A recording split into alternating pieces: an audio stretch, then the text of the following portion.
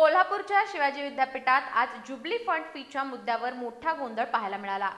Senate सभा सुरू असतानाच अखिल भारतीय विद्यार्थी परिषदेच्या कार्यकर्त्यांनी विद्यापीठाच्या प्रवेशद्वारासमोर आंदोलन केलं। मात्र आंदोलनादरम्यान विद्यापीठाचे गार्ड आणि पोलिसांकडून कार्यकर्त्यांना मारहाण करण्यात आल्याचा आरोप करण्यात येतोय।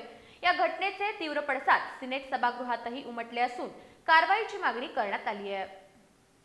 शिवाजी विद्यापीठात सिनेट सभा सुरू असताना अखिल भारतीय विद्यार्थी परिषदेच्या कार्यकर्त्यांनी सर्व संलग्न महाविद्यालयातील विद्यार्थ्यांकडून आकारल्या जाणाऱ्या जुबली फंड फीच्या विरोधात आंदोलन केलं होतं। सकाळपासूनच कार्यकर्ते विद्यापीठाच्या प्रवेशद्वारासमोर धरणे आंदोलन करत होते। या संदर्भातील निवेदन कुलगुरू आणि कुलसचिव यांना देण्यात आलं होतं।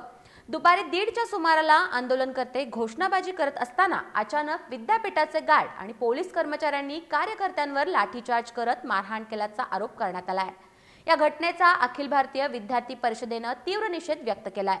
दरम्यान या घटनेचे पडसाद थेट सिनेट सभागृहात उमटले। व्यवस्थापन समितीचे सदस्य अमित कुलकर्णी, रतन गुरव आणि श्रीनिवास गायकवाड यांनी या प्रकारचा निषेध करत संबंधितांवर कारवाईची मागणी केली। त्यानंतर कुलसचिव डॉक्टर व्ही.एन. शिंदे यांनी बाहेर जाऊन आंदोलनकर्त्यांचे निवेदन स्वीकारलं। प्रभारी कुलगुरूंनी या प्रकरणी योग्य ती कारवाई करण्याचं आश्वासन सभागृहात दिलंय।